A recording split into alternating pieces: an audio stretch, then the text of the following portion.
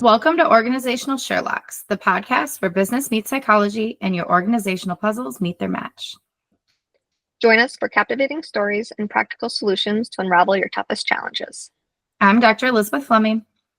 And I'm Morgan Ashworth, your guides to a prescription for business success. Let's dive in. Hey, Morgan. This is going to be a great episode today. I'm excited. How are you? I'm doing well. I'm very excited as well. We have another guest for our listeners today. So in this episode, we'll be welcoming Rob McKenna, a TEDx speaker and founder of Wild Leaders, Inc., to discuss trust as a strategic tool in the workplace. McKenna is recognized as a top IO psychologist. You know, we talk about IO psychology a lot here, and he's going to offer insights into the transformative impact of trust on leadership and organizational success. He will share how building trust goes beyond words, requiring active investment in authenticity, humility, and whole person development. Listeners will gain an understanding of Dr. Rob's approach to developing whole leaders and how trust can be cultivated as a powerful asset for teams and organizations alike. Rob, why don't you say hi? Hey, everybody. Morgan, Elizabeth, it is so fun to be with you. I have a question for you I want to ask right away if I could. Of course. What is the origin story of organizational Sherlocks? Oh, that is a great question. I think really what it boils down to is Morgan and I are very curious and we're always looking into different things. We're reading articles, we're passing them back and forth. And so as we were thinking about starting this podcast, we just thought, well, why not Sherlocks, right? We're curious and we'll be like investigators. I don't know, Morgan, do you think it's different than that? Yeah, I think that's pretty good way to put it. You know, Elizabeth and I actually met in a certification course, funny enough, through another IO psychology connection of ours. And her and I, you know, stayed in connection. We talked, we kept meeting. We both had these subliminal, I kind of want to start a podcast, both of us. And then finally, I think one of us was like, why don't we just do it together? Let's do it. Why not? And so then we had to come up with a name, and all I could think was well, we're curious, we're investigating. What type of name can we develop out of that? And I feel like Organizational Sherlocks is just the perfect epitome of who we are and what we do on the podcast. Yeah. I love it.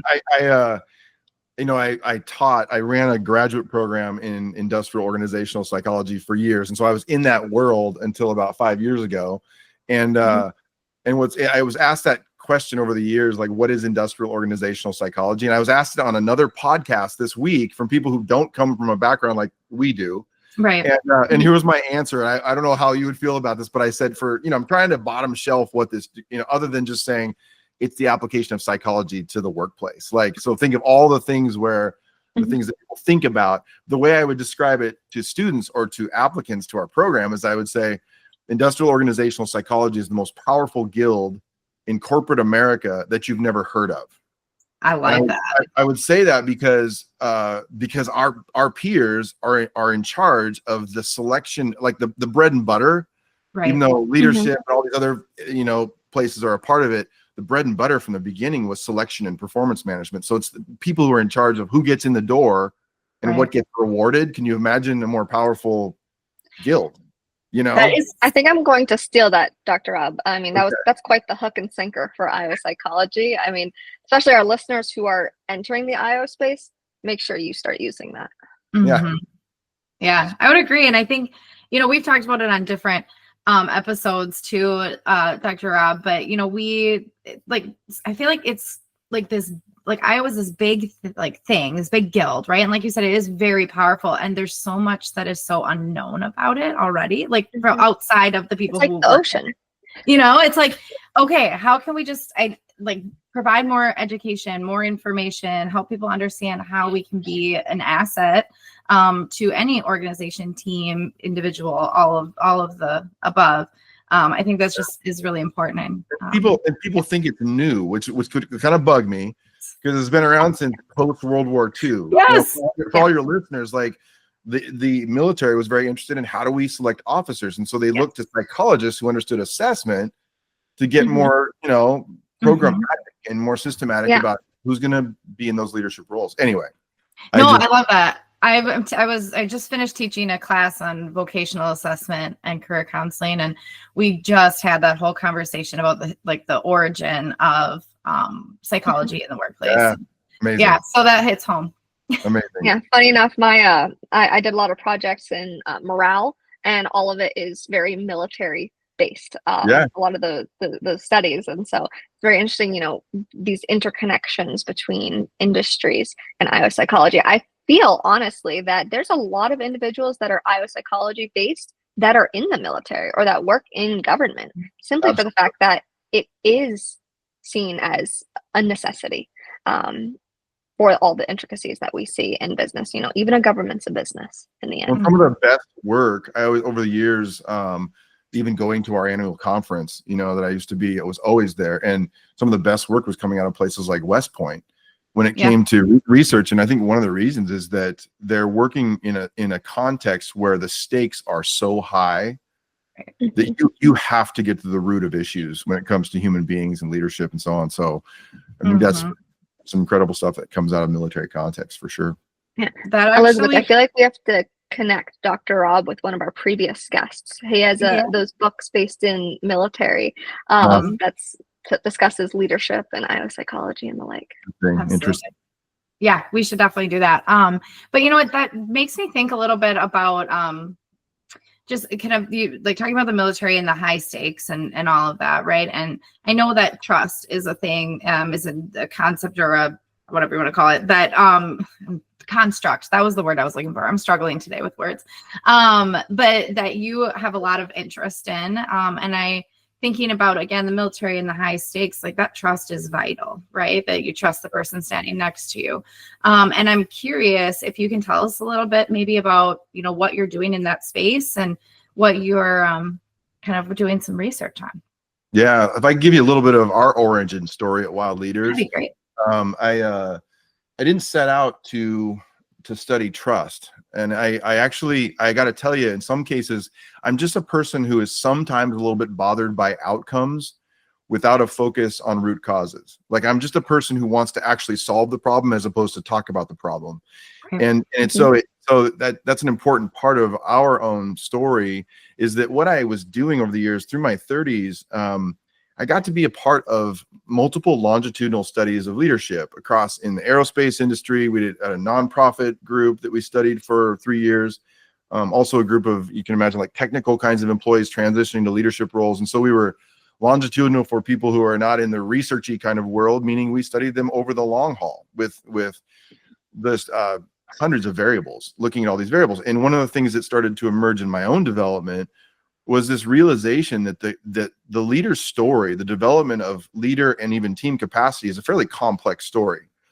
And so I wanted to not just not the kind of person, I'm an integrator. And so I was thinking about, instead of just studying motivation or just studying personality or just studying experiences and how experiences change people, or just studying competence, or you name it, or support, whether a leader has support or not, you start to see this very interesting and incredible story of development that includes multiple variables in a person's life. And so when you do longitudinal work like that, you get a chance to do that, because normally studies end in a year, at best. And so we're following these leaders year after year after year, each year putting them under the microscope with a different research topic, trying to understand their whole journey. And what emerged from that for me was sort of wanting to create assessments and tools that would get at that whole story. And you all, with the same background I had an IO student, an industrial organizational psych master's student once, who saw the process and the SAS system and all the assessments that I had built in this platform. And she said, "Oh, you took the basics of IO psychology and you built a tool out of it." And it never occurred to me that that's precisely what I was doing. You know how there's a whole section on motivation? Well, I just thought an assessment that would give people a way to understand their unique motivations. Or we know the experience is a powerful driver, so let's give them an assessment to understand the experiences that they've had and the experiences they need next to develop into the person they want to be. So I tell you that because I also, part of that origin story is I'm a person who can beat up on most 12-year-olds at Call of Duty. And I tell you that because I never stopped gaming. I started with Pong and Space Invaders, and I just kept going. And at the time that I was a part of all these longitudinal studies, I was also seeing, when gaming platforms went online, the power of metrics in learning. And so I started to have this idea, is like, what if I could capture the story and the nuance of a leader in a team and also in a way that would use metrics and profiles in a way that would be motivating for them for their learning on the job. So I build this. And over the years, what Wild Leaders was doing, and WILD stands for, it won't surprise you, it stands for whole and intentional leader development, because it's the whole story. You know, it's like it's an intentional but a whole story, all these different variables that we get a chance to work through. But I love the brand also because it's also, we all have a wild story. You know what I mean? We have this kind of like, there's little twists and turns. People think their story's not interesting. Everyone's story is interesting, you know, about how they got where they are. And so what Wild Leaders, our basic, you know, brand promise over the years was we were developing leader capacity in a whole person kind of way with all these different assessments using some really smart stuff that we all studied. Right. And so we did that. But what occurred that was surprising to me, that we ended up studying, was what was happening as a fundamental variable that was changing was that trust was being built. So what's interesting is I set out to develop whole leader capacity and team capacity, but as people were sharing this kind of insight using the scaffolding of these assessments and tools, what was happening is they were starting to trust each other. Right. So it made me have to finally take this deep dive into understanding what trust is about, because it's such a key thing. And I've realized if I ask any leader now, we can talk more about this, all kinds of questions come up in this, but if I ask any leader, like, what does trust have to do with the performance and the well-being of the people in your organization right now? You know what they say? Like every single time, everything. I would agree. It's crazy. It's just when we think, and then we get into what is trust, you know, right. And like how you define it and how people experience it. And I think, and I mean, I love the, like kind of your ideas behind the Wild name and what it all means, because, you know, I would imagine too, and I'm curious, I guess this will lead to a question, I promise, around trust, and how, do people experience it differently? You know, have you come across that where they're looking for something, and that's what they're calling trust, and maybe they're not, you know, it's different than the people around them? Yeah, it's funny. I think that is true. And I think one of the things that I realized, because, you know, when you work in corporate context where people are kind of used to leader development, they kind of have gotten used to a little bit of a language around learning and growth. Right. When it comes to these kinds of things. But a lot of organizations have people that they don't have a common language. And so providing that common language has been a really big deal. But one thing about trust that I think is so fascinating is in most cases, people describe it as a feeling. So it's something that you feel and you either have it or you don't. And I think that's it is, but it's also, I don't know if you all know the song, but there's a song about this. It's more than a feeling. And so it is more than a feeling. And trust, like everything in our world, has a chemistry. Right. Just like oxygen or like loneliness, for example. We talk about loneliness as a feeling, but loneliness has a chemistry. There are things that are contributing factors to whether or not someone feels lonely. And so the definition of trust that I give, and it's of course, knowing that I'm an integrator, it has multiple factors. So just listen to this for a second. Trust is your belief in my integrity. So that's that I will do what you're asking me to do with your best interests at heart. You know, right. It's your belief not only in that, but in my ability. So can I do it? Is another piece of that. In my reliability, will I do it consistently? Because if I do it consistently, you'll build trust. And then it's also your belief in my strength. And that's meaning that not only will I be able to do it, but can I do it better and better? Can I do it well? Or learn where I can't, or get help where I can't? And then the last part that is so critical to this trust, and this is where if you start thinking about this definition, then you walk backwards from it, it's kind of interesting. But the last piece, and that I will tell you the truth if any of those things are lacking. Right. So it's like this, it requires that level of transparency about what's really going on. And the problem is so often we veil certain things about ourselves. And that's where trust starts to break down. But the more, I think it's why we saw trust was increasing, was because people were talking about just fundamental things. Like their competence, you know. And one of the cool things about organizations that I say is that, and some people kind of look at me cross-eyed when I say this, but most people go into jobs with an assumption that they're going to have to learn something. And I think that's a huge lever to pull for a starting point, because most people don't necessarily go into marriages Right. Right. Thinking that like that, oh, I'm gonna have to learn something, right? But in jobs, it's like kind of like, well, on some level, I'm gonna learn some new skills, some new knowledge. And so at least we have some starting points for learning about Absolutely. those things about each other. So Yeah. That's awesome. I feel Thank like you. you've given us a lot to think about. We'll definitely have to build out that definition for our with a quote for our listeners and our viewers on socials. But one thing I wanted to ask you, Dr. Rob, was, I feel like it's not just about your followers trusting you. Obviously, to become a leader, you need followers, and followers need trust to actually be followers. But also, you need to have a trust in yourself as a leader. So can you expand on that for us and how you add that into your methodology? Morgan, that is such a good thank you for that softball. Because you're so right. And it's interesting. If you think about my definition, and by the way, like this is why I was annoying to graduate students, because when a PhD student wanted to study a topic, I'd always, this is what they would hear from Dr. McKenna. They would hear, define the construct. Oh, yes. So what are we actually talking about? So that's important to me. And I think one of the things to your question as a preliminary comment to that is that if you think about my definition, is trust is your belief in my ability to do these different pieces of that puzzle. It means that trust by its very nature is a relational concept. Right. Mm-hmm. Something that's between us. But to your point, there are personal level variables that are drivers of trust and trustworthiness. So it's interesting about that concept. I will continue to play with this probably for the rest of my life. Is it really possible to trust yourself? Is an interesting thing, right? We could talk about what that actually is. But Right.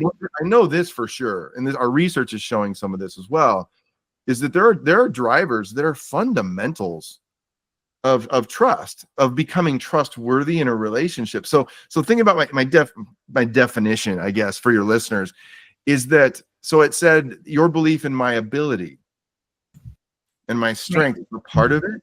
Well, how can you believe in my ability if you don't know what my abilities are?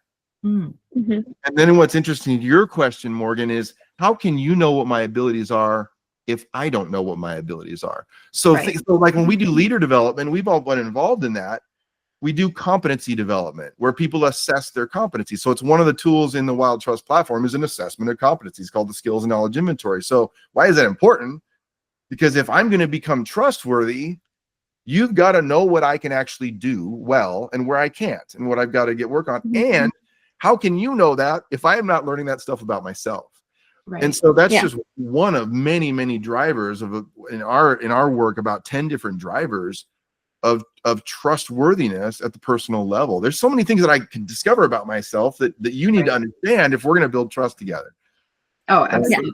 Yeah, definitely. I feel like there's a significant relationship with the self alone. And so you do need to understand yourself through and through. I mean, you even said it, being transparent with your own deficits, or with what deficits there may be to your followers. And so if you can't be transparent, in order to be transparent with them, you need to be transparent with yourself. You need to know yourself. You need to know your deficits.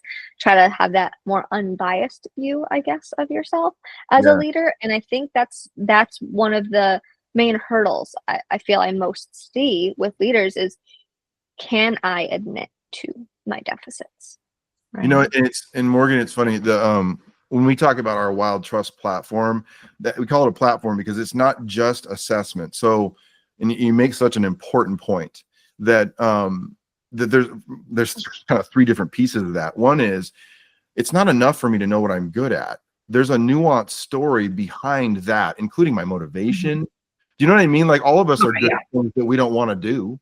Like there are common competencies across, for example, let's just take leadership as a thing.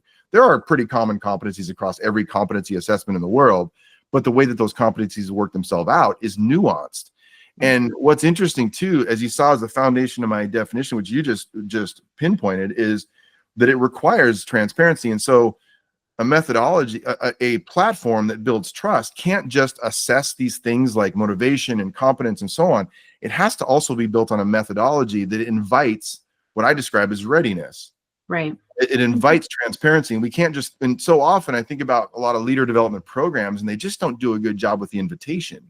Right. You know, we throw people into the deep end when it's like, when it comes to transparency, like just share it. And it's like, but what we found is that when you have a very clear invitation that provides enough safety, because development's not safe. So we're not going to be completely safe, right? I mean, development's a risk. I'm going to change and I don't want to change. You know? Right. People don't like change. Yeah. I just had that conversation earlier was, You know? we are the makers of change, but Yeah. and we build trust. But inviting them into the shallow end of transparency first, what we found is that very quickly people will move toward the deeper end. Mm-hmm. But you have to have a methodology that provides enough safety that's like, okay, but I'm going to take a little risk. You know, even turning my video on a virtual call, right, is a huge factor. But people have to feel like, okay, now I'm going to turn it on. You know what I mean? All these kinds of things. I think it's so critical what you just said. So yeah, no, I think all of that is so important, and the messaging, and I think that's part of what you're saying too. And I agree. I think a lot of organizations maybe don't do the best with the messaging about why we're doing leadership development, or what the desired outcome is for the development. And so I think that messaging is vital. One, like you said, Dr. Rob, to kind of speed up that process, right? But also to create that safety. I just think it's so important. And that's even something when I've worked with different organizations, they go, well, I don't really know how to talk about, this with people. Like, can you just help me write something up? And I'm like, yeah, absolutely. Like, that's my job as a consultant, right? I will help you with that messaging. Make sure that it's a place where people are bought in, because let's be honest, if somebody doesn't want to do it, it's not going to have the same impact as somebody who is kind of jumping in the deep end, And before we dive deeper into trust, I have one other thing that for your listeners also that can be a little bit of a little tip, a little pro tip, if you will, is that the power of questions. And I know people are talking about this more, but power of questions that are developmental in nature, that have an invitation in them is, and questions, by the way, they're a little off-putting because people haven't asked questions before. They'll be like, I don't know the answer to this, but those are the most powerful developmental moments. And one example I have is that a few years back, we were about to launch with an organization. It was their all hands meeting. And so there was like 1,000 people in the room, and the CEO is going to get up there. I'm backstage with him, and he says, I'm going to get out there. I'm so excited for what we're going to do. We're going to launch this whole leader development program, this trust initiative. And he said, I'm going to get up there. I'm going to tell everybody in that room, everybody in this room should be invested in developing the leaders around them. Right. And I said, before we go out here, can I edit your statement? Right. Instead of saying everyone in this room should be doing this, will you say this? What would change if every person in this room was invested in the leaders around them?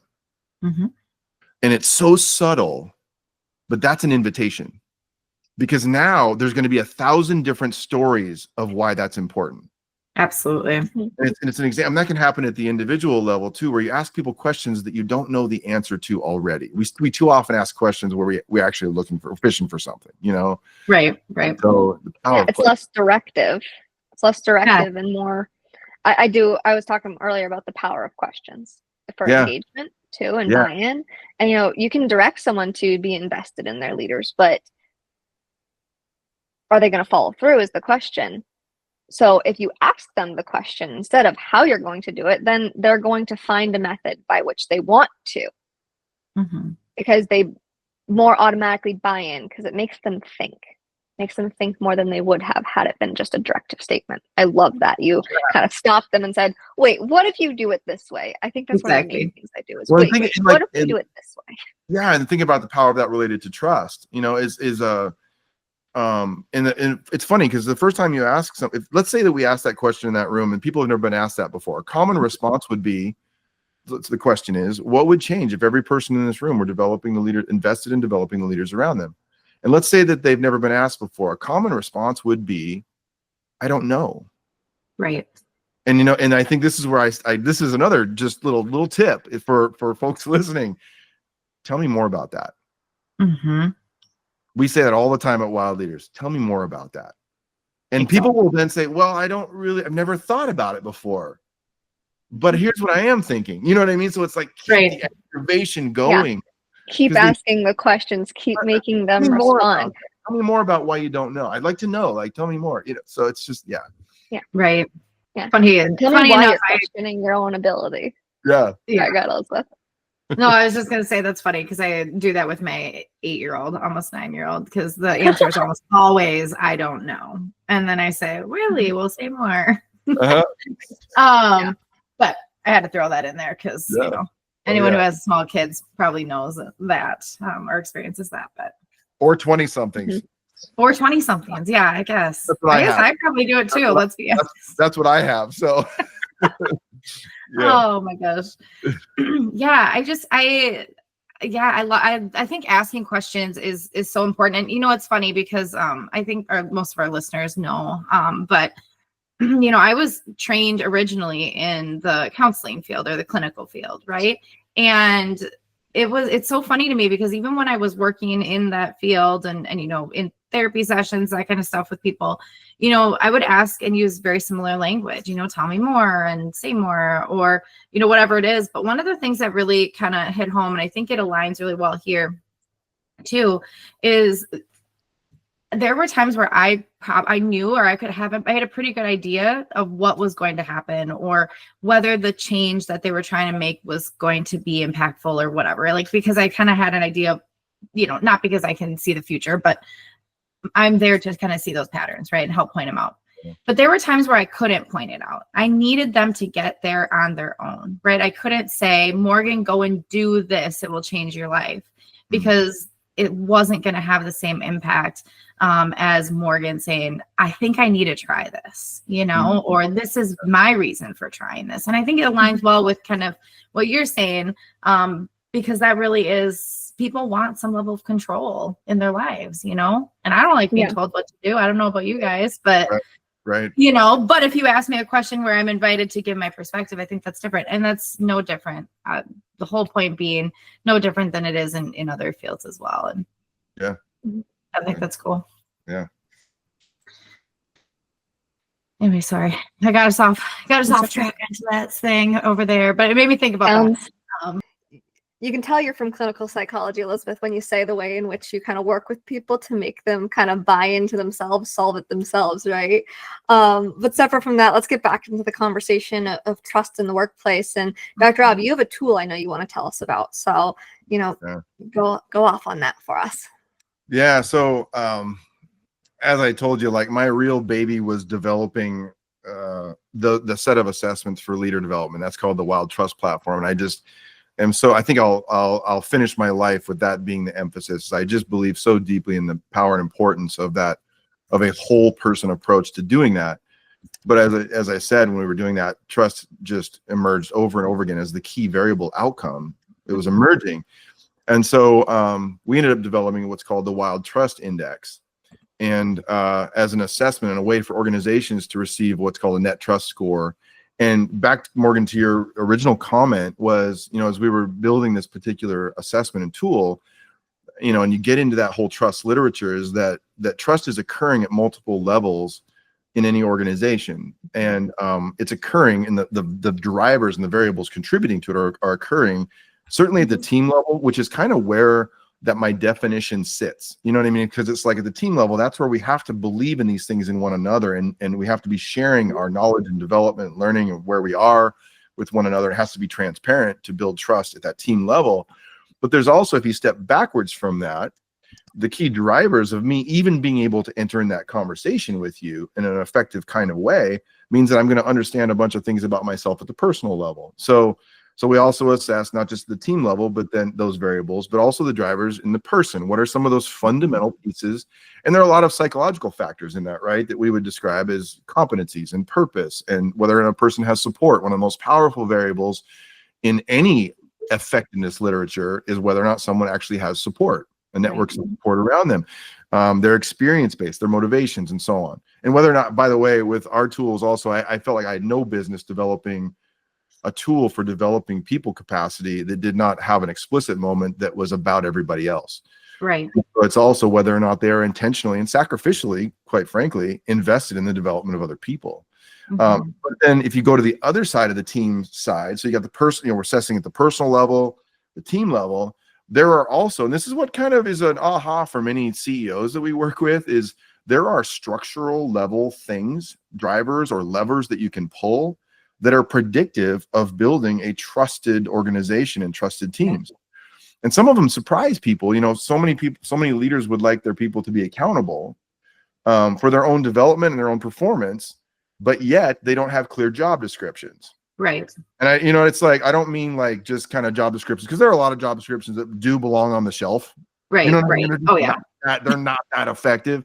But when we measure it, it's like you have a job description that actually is an accurate description of what it is that you must do for the organization to move forward. And so there's also these my language, Dr. Oh yeah, I bet I am, Morgan. And it's like, and so we assess it at those 3 levels, and we've been doing, you know, it's I have this research muscle because I used to, you know, I had a team of PhD students. We were doing all kinds of research back in the day that we actually have in the last couple of years have reignited. It's a competency that my team has and I have, but we just, and so we're back deep into research, and we're going to publish based on the findings from this Wild Trust Index that we've been doing with other, you know, all kinds of different organizations across industries, a state of trust benchmark study in early next year.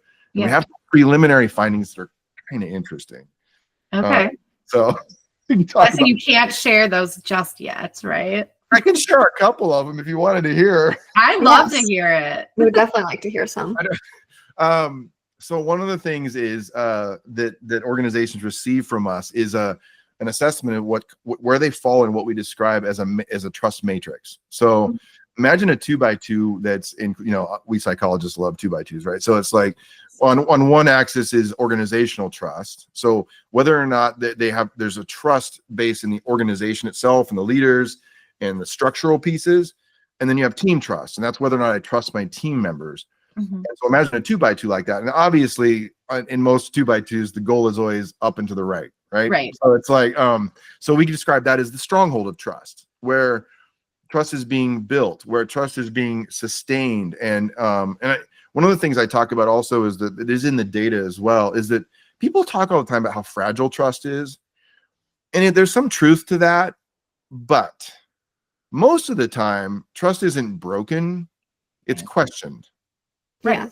And so if someone asked my wife, like, do you trust Rob?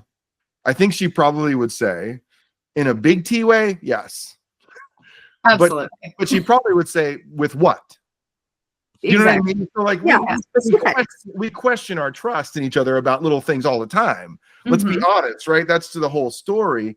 And so you imagine this matrix. So the high team trust with a lower organizational trust. So imagine there's trust within teams, but not necessarily in the bigger system. We call that islands of trust or silos of trust. You know, it's like you've got things going on, but you can work on the organizational side. We call the organizational one the shell of trust. So it's like an A.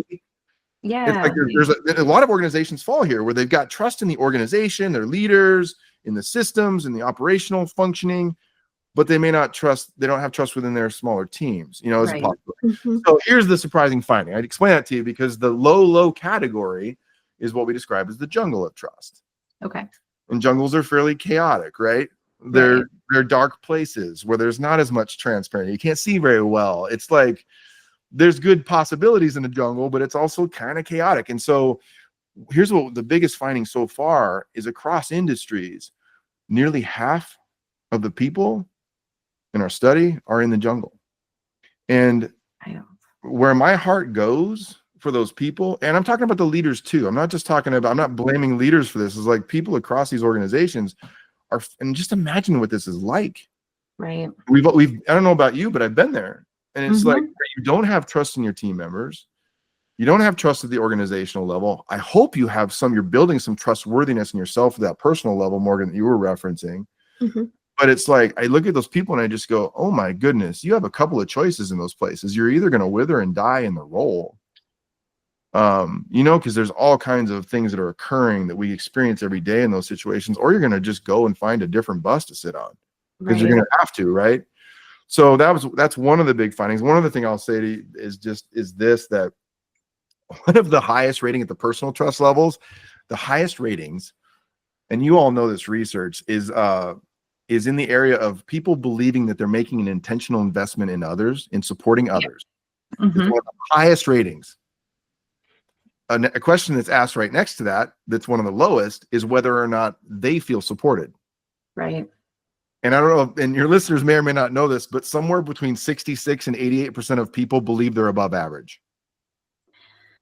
The math doesn't work, right? Yeah. It can't be true. And so there is a bit of bias where people feel like they're supporting everybody else, but they themselves don't feel supported, which is something we have to figure out.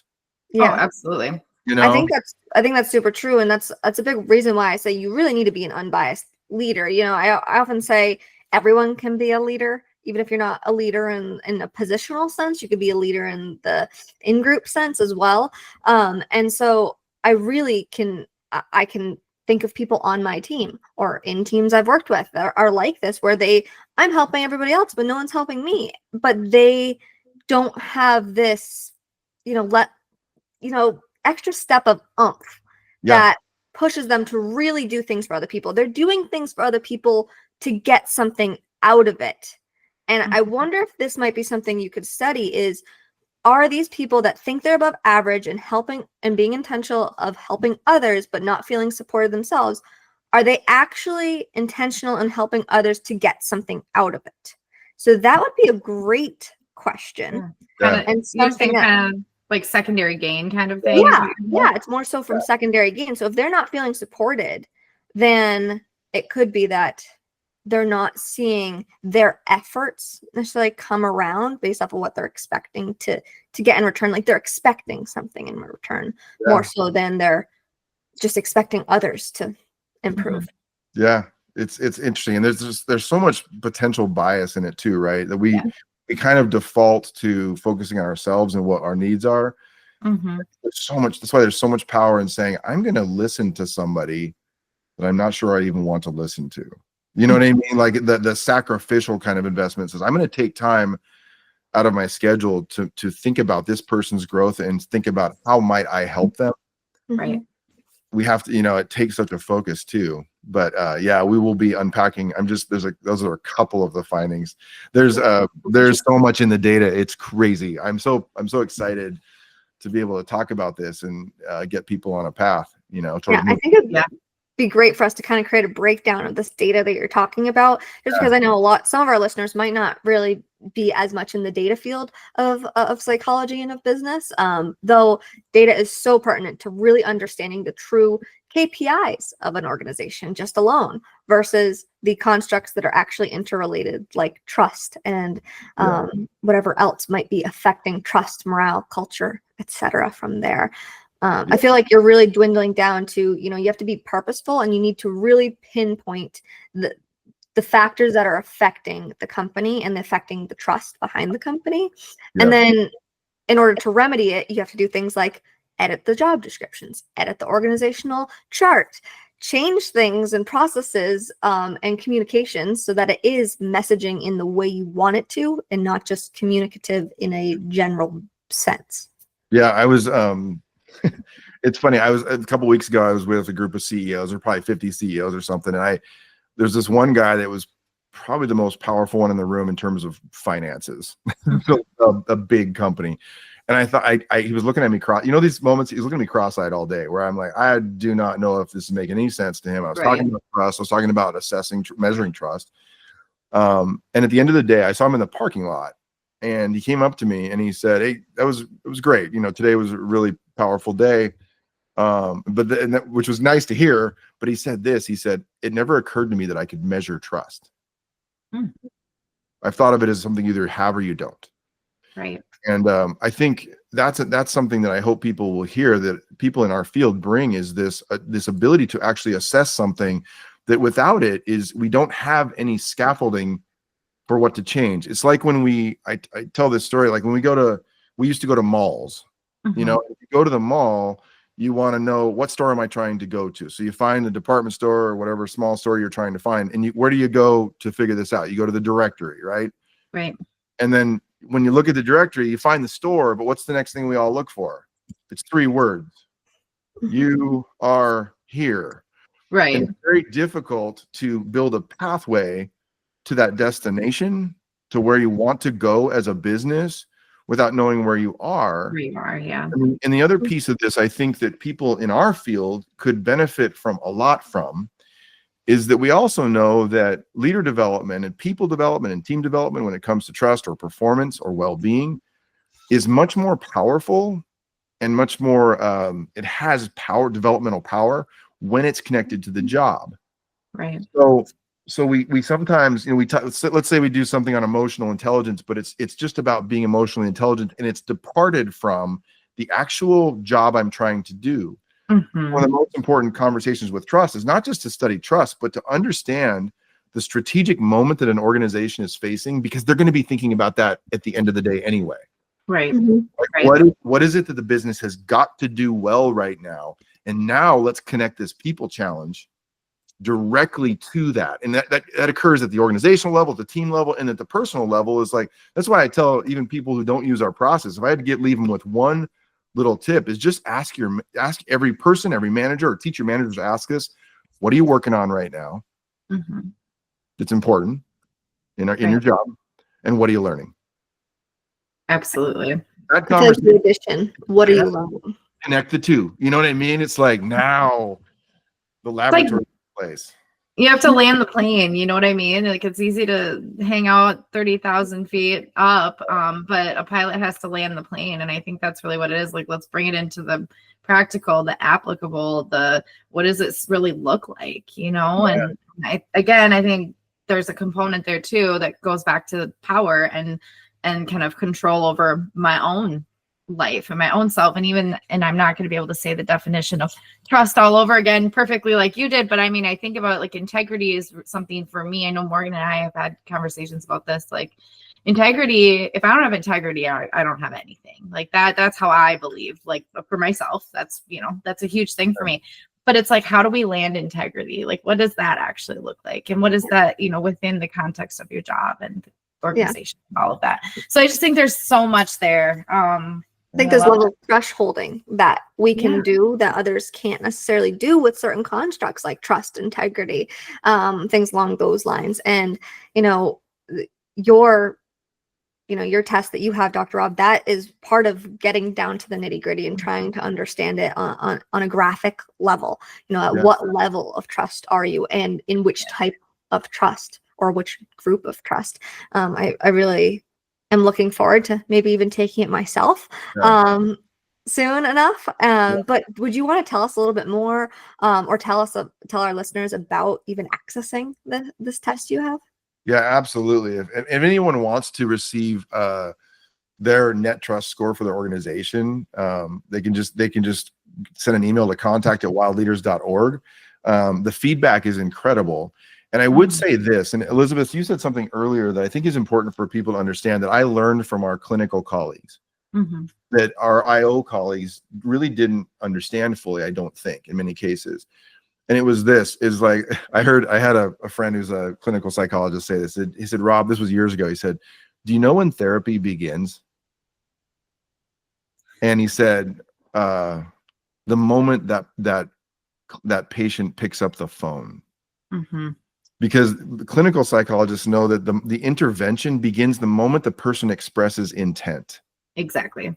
That the question is out.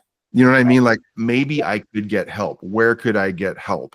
And that they know that there's power in that. And so when I bring that back to even the way that I approach assessment and everything that Wild Leaders does, is that I got asked this all the time. Hey, Rob, is this a assessment or is it development?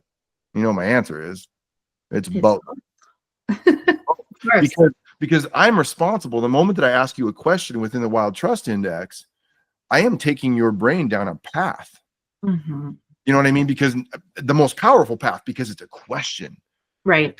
And so it opens up this developmental possibility. And so my hope is that people would engage and understand that it doesn't end there. Like most organizations we work with, we identify what some of these drivers are, places where they've got to leverage this strength or they've got to do some work. So there are specific levers you can begin to pull based on the feedback, if you begin to assess the different drivers of trust. But at the same time, simple assessment is part of the intervention. Right. It's like, it started because now everyone who takes it, like even Morgan, when you answer those questions, you'll know it because this is part of your field. And so it's like I've always felt responsible for those questions because they're both provide great research insight and insight for the organization. Also, It's an incredible developmental moment.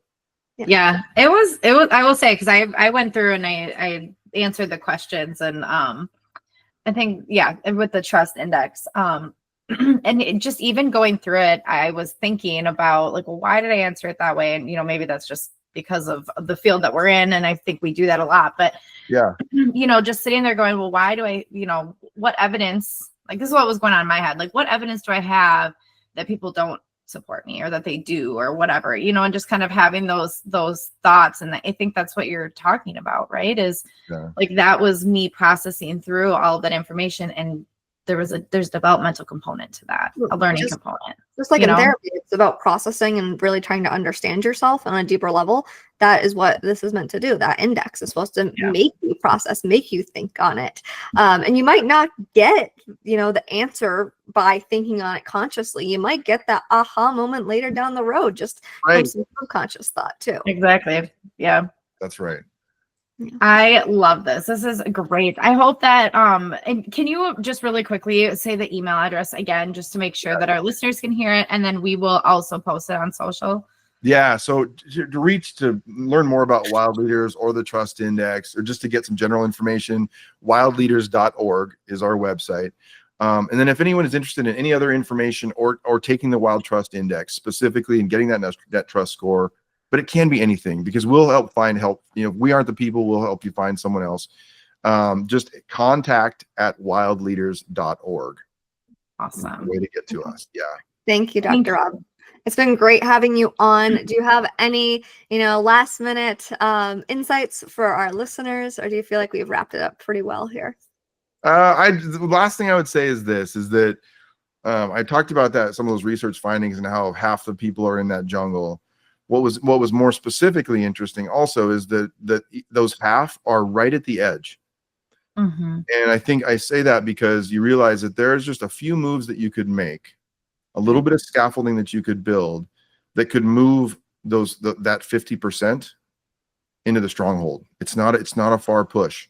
Right. So I hope people feel inspired, into the possibility that you could build a stronghold of trust in your organization. Because it is possible.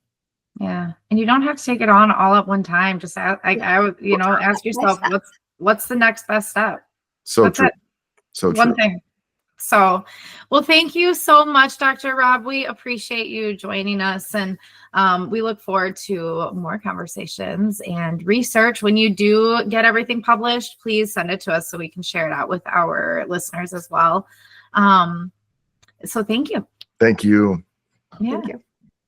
Well, this concludes another intriguing episode of Organizational Sherlocks. I'm Elizabeth Fleming. And I'm Morgan Ashworth, reminding you that the journey to success is an ongoing investigation. As we've talked about a lot today, remember to stay curious, stay strategic, and keep utilizing insights to decode your business mysteries. Join us every Tuesday for your next Whodunit. This is Organizational Sherlocks, closing today's case. See you all next time.